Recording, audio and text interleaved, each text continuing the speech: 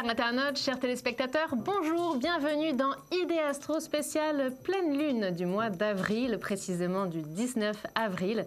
Et pour parler avec nous de cette pleine lune, j'ai le grand plaisir d'accueillir Marie De Wulf. Marie, bonjour. Bonjour Émilie, bonjour à vous toutes et à vous tous. Alors merci beaucoup de nous accueillir chez toi. Nous allons parler ensemble, donc je le disais, de la pleine lune du mois d'avril. Tu vas nous raconter un petit peu le thème astral, les influences sur chacun des signes du zodiaque. Tu es astrologue professionnel réputé. On t'a vu dans beaucoup d'émissions télé et très régulièrement également donc, sur les réseaux sociaux pour parler astrologie, tarot, rêve également, puisque nous allons le découvrir plus tard. Tu es également une formidable interprète de rêve. Mais on va voir tout cela plus tard, tous ensemble. Je me permets donc de vous préciser que cette émission, nous la fabriquons ensemble et c'est ce qui est très intéressant. Vous pouvez tout à fait nous poser vos questions au sujet de la pleine lune. Si vous souhaitez en apprendre davantage, vous pouvez tout à fait nous envoyer vos messages sur les réseaux sociaux et on se fera un plaisir d'y répondre, soit cette fois-ci, soit lors d'une prochaine émission. Donc n'hésitez pas à nous rejoindre, à nous poser vos questions, à partager cette vidéo à vos amis pour qu'ils puissent également nous rejoindre.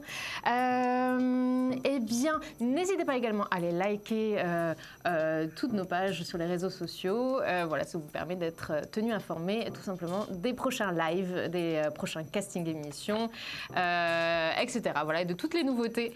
Au sommaire de cette émission aujourd'hui, alors, nous avons dans l'horoscope au télescope, nous découvrirons tout simplement donc les influences de cette pleine lune sur les signes du zodiaque. Donc Marie va nous décrypter tout cela. Puis nous ouvrirons un dossier spécial Lune à la Une consacré aujourd'hui aux phases de la Lune dans la mythologie indienne.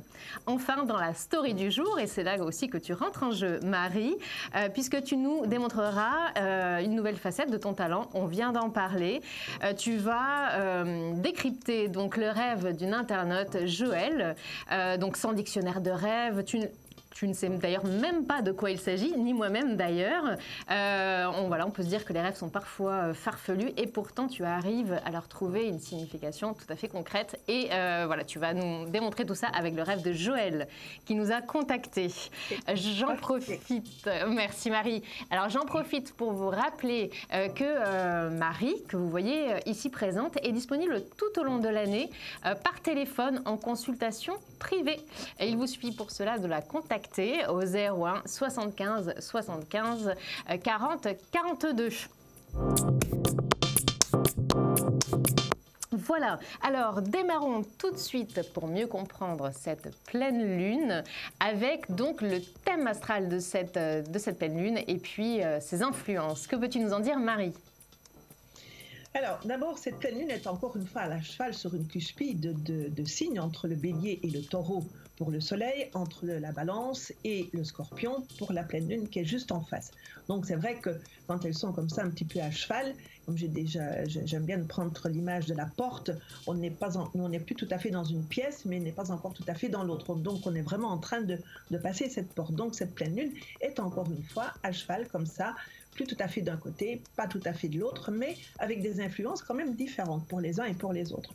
Par exemple, si on regarde du côté du taureau, là où elle va, et bien là, taureau et scorpion, bien évidemment, mais surtout pour le taureau, elle va être très déstabilisante, cette pleine lune. Donc, le taureau va essayer, il va ramer un petit peu à contre-courant, en fait, pour prendre une expression qui dit beaucoup de choses. Ce qu'il va entreprendre, eh bien, il va rencontrer des difficultés, les rendez-vous reportés, les rendez-vous qui ne se font pas. Ah non, Marie, je suis particulièrement concernée, donc... Voilà, donc c'est vrai qu'il y a plein de contrariétés, pas des contrariétés qui vont, comment le mettre au ras des pâquerettes, non, mais des contrariétés qui peuvent quelquefois un petit peu mettre son humeur de méchante façon.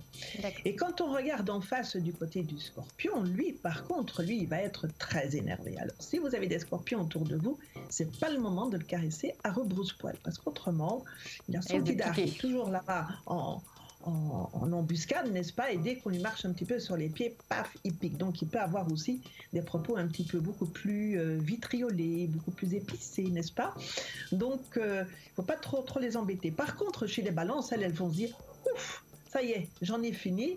je vais me reposer, je vais rester tranquille. Elles sont bien contentes quelque part de le voir partir cette lune qui est encore assez contrariante. On avait vu que pour le mois passé, c'était quand même la pleine lune des grandes marées.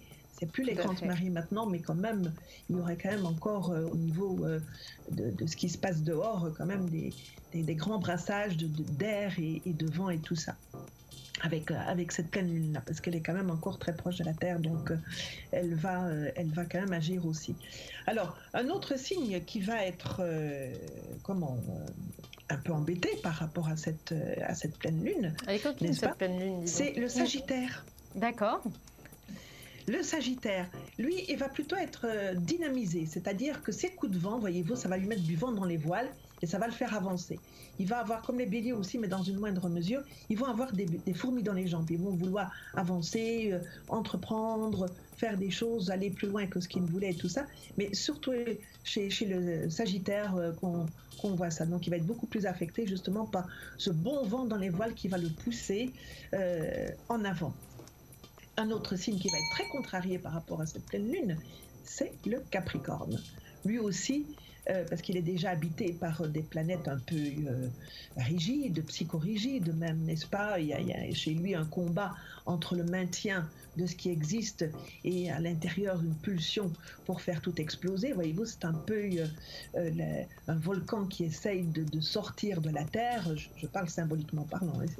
Alors cette pleine lune-là, elle peut venir aussi le titiller et de temps en temps lui donner un coup de pied aux fesses pour le faire avancer ou tout à coup pour le faire exploser. Parce que lui, il est dans une grande retenue en ce moment, donc la moindre contrariété peut le faire exploser. C'est peut-être une bonne chose, c'est peut-être une moins bonne chose. Tout ça, ça va dépendre un petit peu de comment le thème personnel de la personne va être aspecté. Parce que ça peut être très, très positif à terme de mettre un coup de pied dans la fourmilière comme ça et de tout faire exploser. Ça peut être très productif derrière. Pour d'autres, ça risque de les mettre un petit peu dans des positions délicates ou émotionnellement délicates. Voilà, pour nos petits, ça ce sont quelque part les signes qui sont les plus affectés par rapport à ça. Bon, je vais dire un petit mot aussi par rapport au lion. Si vous avez une lune dans votre lion, une lune de naissance dans votre lion, ben oui, vous allez faire encore des petites insomnies, avoir des nuits très courtes. Vous allez pouvoir vous occuper d'autres choses du moment que voilà, vous preniez quand même des moments de repos à d'autres temps quand vous sentez votre corps qui réagit à ça. Mais c'est vrai qu'elle peut aussi vous aspecter cette pleine lune dans ce sens-là. Donc un peu moins de soleil pour vous.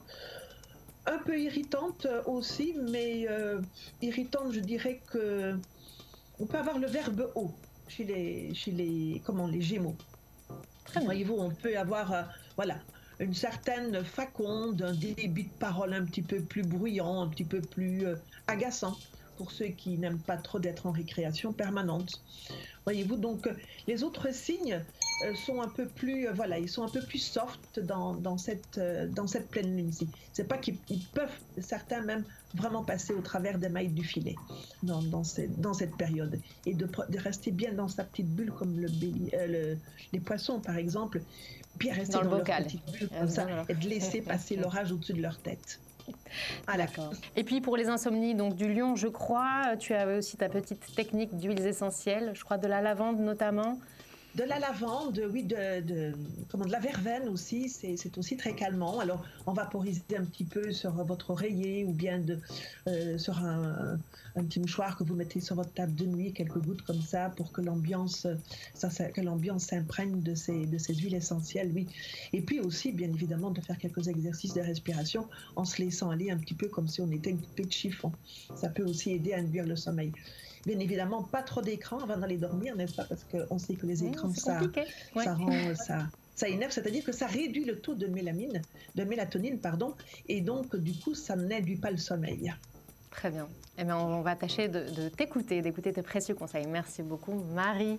Alors maintenant que nous en savons davantage sur les influences de cette pleine lune, eh bien, vous savez, on aime bien parler donc de mythologie ou encore de tout ce qui est astronomie, astrologie dans l'Antiquité ou à diverses époques. Eh bien, aujourd'hui, nous allons consacrer notre dossier Lune à la Une donc à la mythologie indienne et notamment, voilà, ils ont une très jolie histoire pour expliquer les phases de la Lune.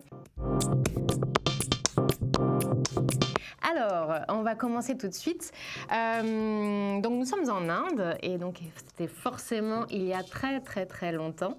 Et Daksha, donc le maître des créatures terrestres, veillait donc sur tout simplement les jours. Voilà, il veillait sur tout son petit monde, mais il a eu envie d'avoir un petit peu un coup de main tout simplement pour veiller sur les nuits. Donc, il a demandé à Chandra, qui lui donc est le seigneur lune, de veiller sur la nuit. Alors Chandra vient du sanskrit qui veut dire donc Candra exactement, qui signifie littéralement lumineux. Voilà ce qui colle ma foi parfaitement bien à la lune.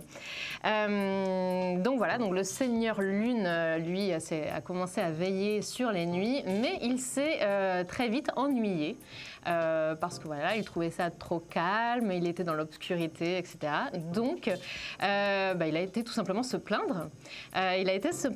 Et Daksha, dans un élan de générosité absolue, lui a dit tiens, tu t'embêtes, je vais te confier mes 27 filles pour venir te divertir. Voilà, on va dire ça comme cela.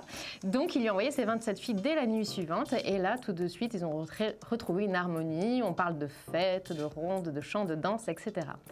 Mais il se trouve, parce que rien n'est simple, on le sait, que Chandra est tombé fou amoureux donc de l'une d'entre elles.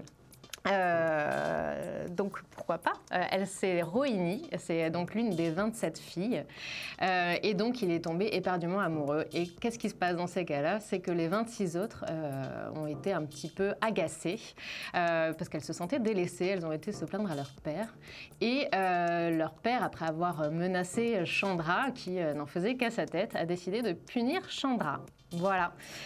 Donc il a puni Chandra, il a fait tomber très très malade et donc la lune s'est affaiblie. Et comme la lune s'est affaiblie, elle brillait moins dans le ciel, donc la culture ne poussait plus, les animaux dépérissaient, les fleurs avec, etc. Donc pas très sympa. Et donc Chandra sentait ses forces le quitter et il a été trouvé réconfort auprès de Shiva, donc le dieu le plus vénéré des dieux, qu'il a un petit peu recueilli. Donc on dit qu'il l'a placé sur sa tête un petit peu pour le régénérer. Et c'est ce qui s'est passé. Donc, à nouveau, la lune a pu croître, voilà, toute revigorée de l'énergie de Shiva. Et dès lors, en fait, Chandra a décidé effectivement d'accorder le temps qu'il fallait aux 27 filles.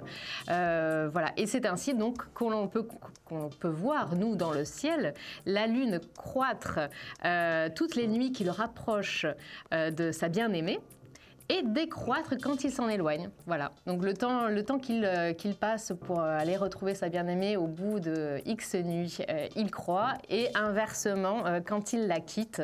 Et on dit notamment que le 28e jour, quand le croissant de lune est très très très très fin, eh bien tout simplement, il retourne auprès de Shiva puiser des forces. Voilà pour la petite histoire. Voilà, comme d'habitude, moi je la trouve très jolie, pleine de poésie. Voilà, je trouve ça, je ne sais pas ce que tu en penses toi, Marie, mais alors on sait que on parle de mythologie, donc il y a plusieurs variantes évidemment de cette histoire. Mais voilà, moi celle-ci me plaît bien, donc je souhaitais vous la partager. Marie, je crois que tu connais un petit peu l'Inde, justement. Oui. Justement, c'est vrai que la mythologie en Inde, elle est très très poétique. Ouais. Alors, elle est écrite en versets, donc elle est vraiment écrite en forme poétique, donc c'est vraiment très très très beau à lire. Moi, en son temps, quelque temps, j'avais commencé à apprendre le sanskrit justement pour aller voir dans les textes, mais c'est vrai que j'aime beaucoup l'Inde.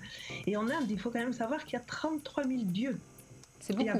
C'est beaucoup. C'est énorme. Donc, ils ont une mythologie excessivement riche, excessivement riche. Eh bien, Marie, merci beaucoup pour ces précisions. Je te propose de te retrouver dans quelques instants, tout simplement dans la story du jour avec Joël, pour qui tu vas faire une interprétation des rêves. Et voilà, et notamment, je suis très curieuse de découvrir ce rêve, puisque ni toi ni moi ne savons de quoi il s'agit. On sait que les rêves donc, sont très souvent farfelus. On n'imagine pas qu'ils qui sont là pour nous délivrer des messages. Et tu vas nous dire tout cela dans quelques instants quand nous aurons reçu l'appel de Joël en ligne. En attendant, donc, je me permets de préciser que pour tous ceux qui souhaitent te consulter pour tout ce qui est astrologie, par exemple, ou pour de l'interprétation de rêves, tu es disponible tout au long de l'année en consultation privée au 01 75 75 40 42. C'est un numéro qui fonctionne 7 jours sur 7. Vous pouvez prendre rendez-vous avec Marie au moment qui vous convient. Donc n'hésitez pas à l'appeler au 01 75 75 40 42. Vous allez voir, c'est tout à fait fascinant en tous les cas. Donc on va le découvrir dans quelques instants avec l'appel de Joël. Je ne sais pas s'il nous a déjà rejoint en plateau. Allô, bonjour. Bonjour. Bonjour Joël, bienvenue dans l'émission spéciale Pleine Lune. Donc je crois que vous avez fait un rêve récemment. Eh bien, je vous laisse en parler à Marie qui va essayer de vous en délivrer le sens. Je vous laisse entre vous. Voilà Marie. Bonjour Joël. Bonjour Marie. Voilà, alors vous allez me raconter votre rêve avec le plus de précision possible, s'il vous plaît. Oui, mais en fait c'est un rêve qui depuis quelque temps est assez récurrent. D'accord. En fait, on me laisse devant une grande surface. Je rentre faire mes courses et quand je veux sortir, je ne peux absolument pas sortir. En fait, je peux sortir de la grande surface, mais je suis entourée de rocades, de routes, impossible de partir. Je ne peux pas. Alors j'essaye, j'enjambe les balustres là, de la rocade, je me retrouve dans un fossé, je ne peux pas m'en sortir. Et donc je me réveille dans un état pitoyable, quoi, et ça dure quelques temps, hein, je ne suis pas bien après. Voilà. Donc quand vous vous réveillez, vous êtes très impressionné par ce rêve, est-ce que vous transpirez? Est-ce que vous êtes... oui, je ne transpire pas, mais je ne suis pas bien. Je suis très mal à l'aise, en fait. Et ça dure après, dans la matinée, la journée, parce que je ne comprends pas, quoi. Oui, c'est vrai que quand on se sent un peu comme ça, coincé dans une situation, c'est jamais très, très agréable. Qu'est-ce qui se passe actuellement, vous, dans votre vie? Actuellement, en fait, dans cette période de rêve récurrent, qu'est-ce qui se passe? Rien de spécial. A priori, tout va bien. Vous ne vous sentez pas un peu enlisé? Comment? Vous ne vous sentez pas un peu enlisé dans une monotonie de vie? Un petit peu enlisé dans une situation, oui. Ça, c'est sûr. Oui, c'est ça. Parce qu'en fait, ce rêve, il parle à la fois de claustrophobie, d'agoraphobie, donc ce sont quand même deux postures tout à fait opposées l'une à l'autre. Et surtout le fait que, donc cet grand espace, donc c'est cette volonté quelque part en tout cas ce désir d'étendue, de respiration, parce que l'étendue nous donne aussi la respiration. Voyez-vous, c'est tout le contraire de la claustro, c'est l'ouverture. Hein, alors que là, vous êtes tout à fait enlisé. Alors, quelle que soit la solution que vous essayez d'adopter pour essayer de sortir de cette situation inextricable dans laquelle vous vous sentez, eh bien, vous rencontrez d'autres contrariétés, d'autres obstacles. Alors, ce qu'il faudrait que vous fassiez là-dedans, c'est justement de ne pas vouloir en sortir, mais de vous asseoir, simplement, voilà, vous vous asseyez à l'intérieur de vous, comme ça, et vous laissez le temps passer.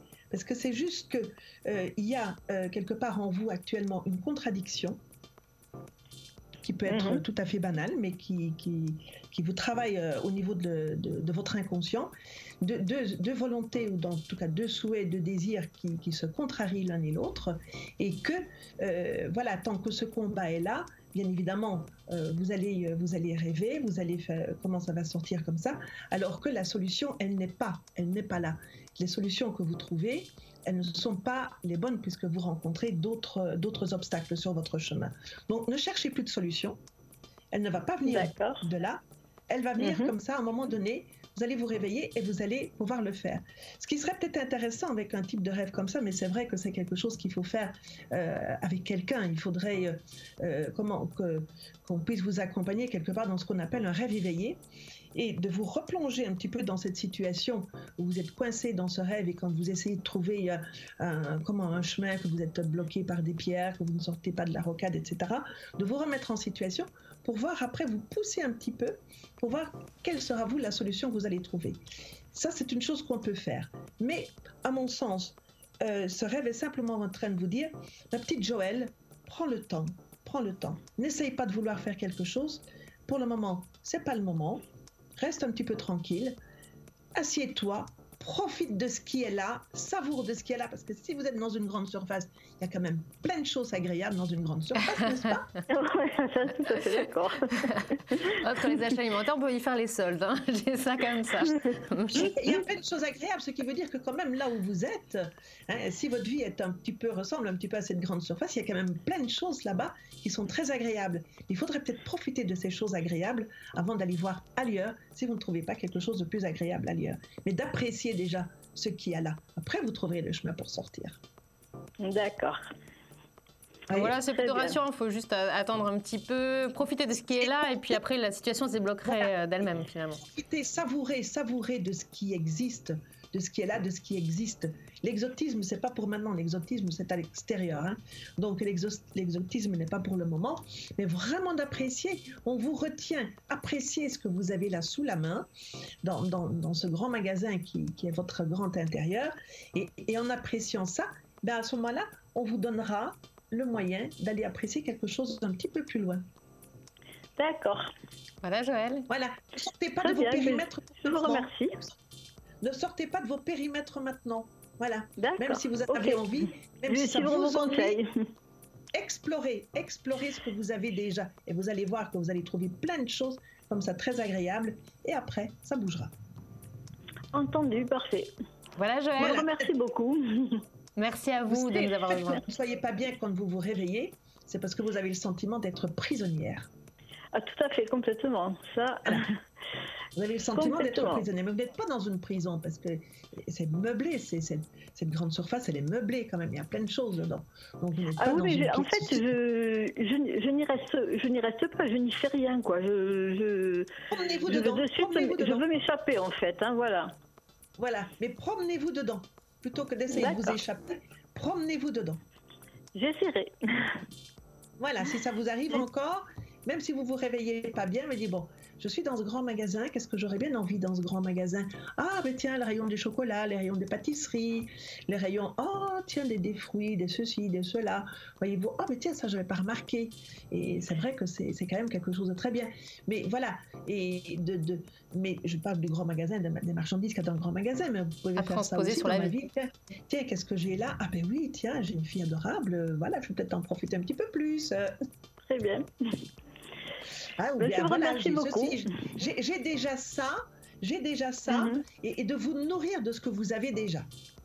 Entendu. Et ça va vous renforcer, vous allez voir qu'à ce moment-là, vous pourrez vous échapper. Entendu, je vais suivre vos conseils. Voilà, Joëlle. Voilà. Je vous souhaite une excellente journée. Merci, bonne journée. À très bientôt et merci à vous. Au revoir. Au revoir. Marie, merci beaucoup pour cette interprétation de rêve. Voilà, on l'avait dit, parfois il peut y avoir des rêves qui nous semblent un petit peu fous, qu'on ne parvient pas à expliquer. Oui, là, voilà, on est renfermé. Que... Alors, qui n'a pas rêvé d'être enfermé dans un centre commercial? Mais voilà, après le rêve peut être plus ou moins agréable. Alors en l'occurrence, ça n'était pas le cas. Ce qui est paniquant, c'est qu'à chaque fois qu'elle veut en sortir, c'est qu'il y a des obstacles. Exactement, voilà. Quand c'est un rêve désagréable, en effet, voilà, c'est puis c'est quelque chose qui peut parfois nous rester tout au long de la journée, voire quelques jours. Donc voilà, mais on peut tout à fait débloquer une situation. Là, tu as mis des mots concrets justement sur une situation concrète, et puis des petits conseils pour l'accompagner. Je vais dire aussi, je ne sais pas si Joëlle nous entend encore, mais dans cette grande surface, il y a aussi des gens qui savent qu'elle peut aussi faire de très jolies rencontres de personnes à l'intérieur de ce magasin. Aussi. Il me semble qu'elle a raccroché, mais en tous les cas, nul doute qu'elle pourra revisionner cette émission. Voilà Marie. Alors, je te propose, avant de nous dire au revoir, comme tu le sais, on aime bien aborder des petites nouveautés, parfois de technologie, et c'est le cas aujourd'hui, parce que je reviens encore à nouveau avec des nouvelles de la Chine. La Chine, donc on ne parlera pas cette fois-ci de l'alunissage qui a eu lieu au mois de janvier, il me semble, sur la face cachée de la Lune, dont on a déjà parlé, mais il faut savoir qu'à l'horizon 2020, une entreprise chinoise a projeté, c'est le cas de le dire, d'envoyer tout simplement une lune artificielle qui réfléchirait la lumière du soleil. Et tout cela dans le but donc de réaliser des économies d'énergie pour remplacer les lampadaires. C'est un grand miroir dépliable qui réfléchirait donc la lumière du soleil qui éclairerait 8 fois plus que l'astre lunaire. Ce projet donc à l'horizon 2020 serait en effet pour la ville de Chengdu, une grande ville, donc pour éclairer cette ville-là. Mais si ça réussit, il compte envoyer pas moins de 3 autres lunes dans le ciel. Voilà, moi je trouve ça totalement incroyable. Et les 3 autres lunes dans le ciel, ce serait plutôt à l'horizon de 2022. Voilà, je ne sais pas ce que tu en penses, Marie. Je sais que les Russes avaient déjà essayé ça dans les années 90. Exactement. Qui avait raté, hein, qui n'avait pas, n'avait pas donné. Parce qu'il faut savoir aussi qu'on est quand même, nous, soumis justement par rapport au jour et à la nuit, on est quand même soumis donc, dans nos cycles circadiens, et que si on éclaire toute la nuit, eh bien là, les gens ne vont plus dormir. Hein. Exactement. Et alors le projet des Russes n'avait pas pu se faire parce que pour plusieurs raisons. Il y avait des raisons politiques et donc forcément financières et donc technologiques, techniques en tous les cas. Mais effectivement, puis on peut imaginer pour les animaux nocturnes aussi. Enfin voilà, ça pourrait tout dérégler. Voilà. Alors je sais pas. On en avait parlé aussi. Il y avait une autre start-up qui voulait envoyer, et d'ailleurs ça c'est fait aussi parce qu'ils ont envoyé déjà un satellite dans l'espace pour un service d'étoiles filantes à la demande. Oui. Voilà, ça devient un petit peu fou. Pas de quoi peut-être brouiller ta carte du ciel, Marie. Est-ce que ça ira toujours pour toi, pour tes prévisions astrales? Oui, parce que le monde restera le monde. L'homme, même si l'homme fait des choses, voilà, il salit la Terre, mais là, il est en train de salir l'univers aussi, là, avec tout ce qu'il envoie. Hein, vous savez, tous ces satellites qui partent à un moment donné, ça devient des petits cailloux dans l'espace qui polluent aussi. Hein, donc, ils polluent sur la Terre, ils vont polluer l'espace aussi. Hein, on va pas arrêter les bêtises, hein, ça c'est clair. Il serait bien d'arrêter les bêtises, en effet. Je suis tout à fait d'accord avec toi. Eh bien, Marie, c'était peut-être le mot de la fin, d'arrêter les bêtises. Oui, d'arrêter les bêtises, voilà. As-tu un autre mot de la fin avant de nous quitter, Marie? Pardon? As-tu un autre mot de la fin avant de nous quitter, Marie? Je dirais simplement que nous, on n'en fait pas de bêtises. Non, c'est vrai, tu as raison. Marie, merci beaucoup pour tes prévisions, pour également ton interprétation de rêve. Je me permets de rappeler que tu es disponible tout au long de l'année en consultation privée au 01 75 75 40 42. 01 75 75 40 42. On peut te consulter, tu es presque du 7 jours sur 7. Donc voilà, n'hésitez pas, vous allez voir une consultation avec Marie, c'est de la confidence, c'est du conseil. Elle a toujours les mots justes, vous l'avez vu. Voilà, donc n'hésitez pas à nous suivre toujours plus nombreux, à aller liker nos pages, à la partager à vos amis pour tout simplement qu'ils nous rejoignent également lors des prochaines émissions. Marie, à nouveau, un grand merci et on te dit rendez-vous très bientôt pour la prochaine pleine lune. À très bientôt. À bientôt. Voilà, alors avant de nous quitter, je disais, donc on te donne rendez-vous le 18 mai pour une prochaine émission spéciale pleine lune. En attendant, vous avez rendez-vous avec les étoiles. Donc à noter que nous pouvons observer ces jours-ci l'averse météorique des Lyrides. Son pic d'activité, lui, se situe dans la nuit du 21 au 22 avril. Vous avez également rendez-vous avec les Aquarides, associés à la comète de Halley. Et ça démarre cette nuit. Le pic d'activité, lui, est prévu dans la nuit du 6 ou 7 mai. Nous pourrons observer jusqu'à 30 météores, c'est énorme, en moyenne par heure. Et il faut même savoir que parfois, on peut avoir des surprises, comme en 2013. Et écoutez bien, en 2013, il y a pas moins de 140 météores qui ont fendu le ciel en 1 heure à peine. Voilà, donc là, on doit assister à un spectacle tout à fait fantastique. Tout simplement, si vous avez la chance d'en apercevoir, eh bien, n'oubliez pas de faire un vœu, car c'est comme cela qu'il se réalise. Quant à moi, je vous dis à très bientôt pour un prochain numéro spécial pleine lune Idée Astro. Et puis dans un instant, la suite de vos programmes. À bientôt. Au revoir.